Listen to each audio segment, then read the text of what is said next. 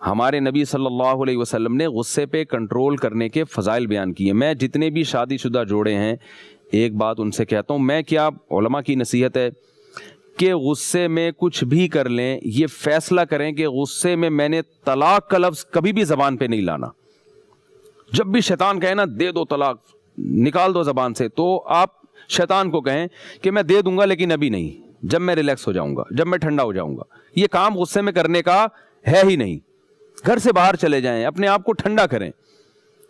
جیسے کسی کے ہاتھ میں بندوق ہو اور چیمبر میں گولیاں ہوں, تو جب اس کو غصہ آئے گا تو عقل مند ہوگا تو وہ پستول اتار کے دور پھینک دے گا, کہے گا بھائی نہیں ایسا نہ ہو کہ مجھ سے چل جائے. مجھے یاد ہے ایک ہمارے ریلیٹیو تھے, غصے کے بہت تیز تھے, تو وہ تجارت بھی کر رہے تھے. وہ ڈاکوؤں سے, کراچی کے ان دنوں میں حالات بہت خراب تھے, تو حالات زیادہ خراب تھے, تو اس کی وجہ سے جو ہے نا ان کو بندوق خریدنے کا خیال پیدا ہوا کہ میں لائسنس والا کوئی اسلحہ خریدتا ہوں, حالات صحیح نہیں ہے.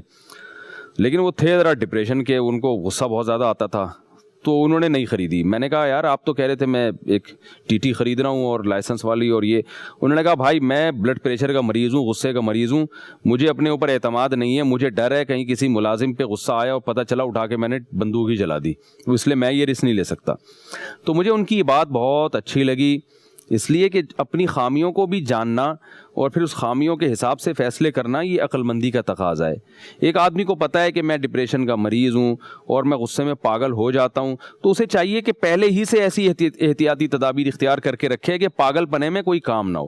تو اگر میاں صاحب کو معلوم ہے یہ غصے میں میٹر ان کا بالکل ہی شارٹ ہو جاتا ہے, تو ان کو چاہیے کہ یہ غصے میں گھر سے باہر نکل جایا کریں. اور خاتون کو بھی چاہیے میاں جب 2-2 فٹ غصے میں اچھل رہا ہو تو کنڈی کھول کے باہر نکلنے کا راستہ اس کو دے دیا کریں. خواتین بھی بعض دفعہ یہ کرتی ہیں کہ وہ باہر جانے کی کوشش کر رہا ہوتا ہے, دروازے پہ آ کے کھڑی ہو جاتی ہیں, نہیں جو فیصلہ ہے آج ہی ہوگا اور جو کہنا ہے آج ہی کہو. وہ غصے میں طلاق کی دھمکیاں دیتا ہے تو کہتی ہیں دے دو, دیکھتے ہیں تمہارے اندر کتنا دم ہے. وہی بات ہے نا, آگ کے اوپر اگر آپ اور چنگاریاں ڈالیں گے, پیٹرول چھڑکیں گے, وہ تو آگ اور بھڑکے گی. تو ہم نے تو اپنے بڑوں سے, بزرگوں کو دیکھا ہے کہ ایک کو غصہ آ رہا ہے تو دوسرا خاموش, بیوی کو غصہ آ رہا ہے تو شوہر تھوڑا سا صبر کر لیتا ہے, بھائی آج تو اس کا میٹر بیگم صاحبہ کا بڑا شارٹ چل رہا ہے, تھوڑا سا میں برداشت کر لوں. اور جب میاں کو آ رہا ہو تو تھوڑا سا بیگم صاحبہ برداشت کر لیں. ایسا نہیں ہو رہا, پتہ نہیں کون ہمارے کلچر کو تباہ کر رہا ہے, کہاں سے یہ چیزیں, شاید فلموں سے سیکھ رہے ہیں یا کہیں اور سے سیکھ رہے ہیں, واللہ عالم, کہ چیخنا چلانا سیکھ رہے ہیں. تو میں لوگوں سے کہتا ہوں کہ دیکھو لقمان علیہ السلام نے اپنے بچے کو نصیحت کی تھی کہ بیٹا پست آواز میں بات کیا کرو. قرآن نے اس نصیحت کو ذکر کیا ہے. ظاہر ہے یہ بہت اہم نصیحت تھی جو قرآن اس کو ہائی لائٹ کر رہا ہے. قرآن چھوٹی موٹی باتیں تو نہیں ذکر کرے گا نا. قرآن کہہ رہا ہے لقمان علیہ السلام نے اپنے بیٹے کو یہ سمجھایا, وَغْضُضْ مِن صَوْتِكَ, اے میرے پیارے بچے, یا بنیا کہا, یعنی بڑے محبت سے اپنے بیٹے کو سمجھا رہے ہیں. اغضض من صوتک, جب بات کرو تو اپنی آواز کو پست کرو. یہ جو گھروں میں برتن اٹھا کے پھینکنا, ہا ہا ہا ہا چیخنا چلانا, یہ کوئی اچھا کام نہیں ہے. آرام سے بات کیا کرو. اور دلیل کیا دی, ان انکر الاصوات لصوت الحمیر, دیکھو میرے بچے سب سے بری آواز گدھے کی ہوتی ہے. دیکھیں گدھا جو ہے نا, میں لوگوں سے ایک بات کہتا ہوں, گدھے کا مطالبہ برا نہیں ہوتا, باتیں بری نہیں ہوتی. گدھا وہی باتیں کر رہا ہے جو گھوڑا کر رہا ہے, جو کتا کر رہا ہے. سارے جانور ایک جیسی باتیں کرتے ہیں. گدھے کو جب خوراک چاہیے تو ڈھیچو ڈھیچو کرتا ہے, بھائی مجھے گھاس دے دو.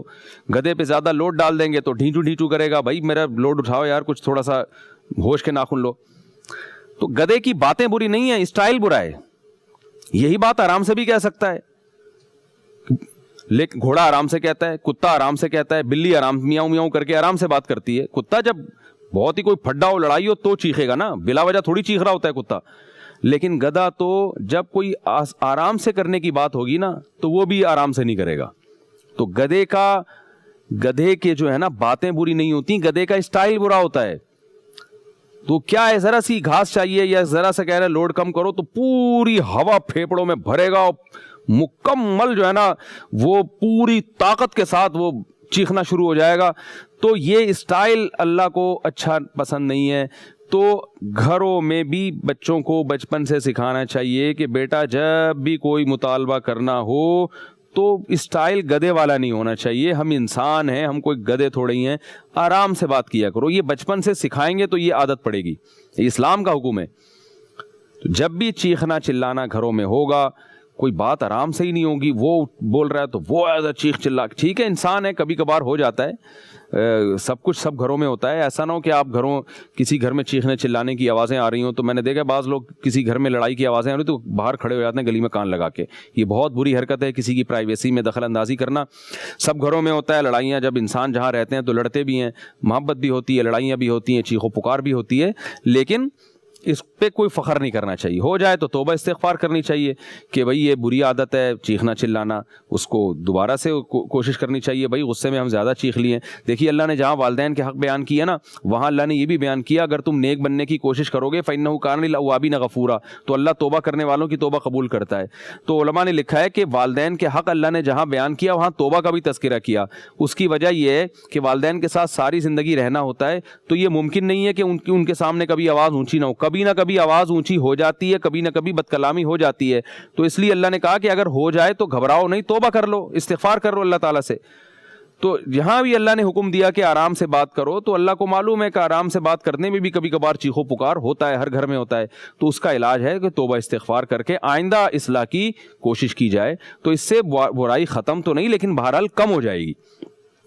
تو اس کو بھی گھروں میں پروموٹ کرنے کی ضرورت ہے کہ جب ایک دوسرے سے بات کریں تو بات چیخنے چلانے سے نہ ہو، تمیز سے ہو، آرام سے ہو، تو اس سے کافی فائدہ ہوگا۔ اور ایک کو اگر غصہ آ رہا ہے تو دوسرا اس کی کیفیت کو سمجھے، میاں ہے تو پتلی گلی سے نکل جائے وہاں سے، سب سے بہتر طریقہ یہ نکل جائے وہاں سے، اور بیگم صاحبہ ہے میاں کو غصہ آ رہا ہے تو بیگم صاحبہ تھوڑی دیر کے لیے خاموش ہو جائے۔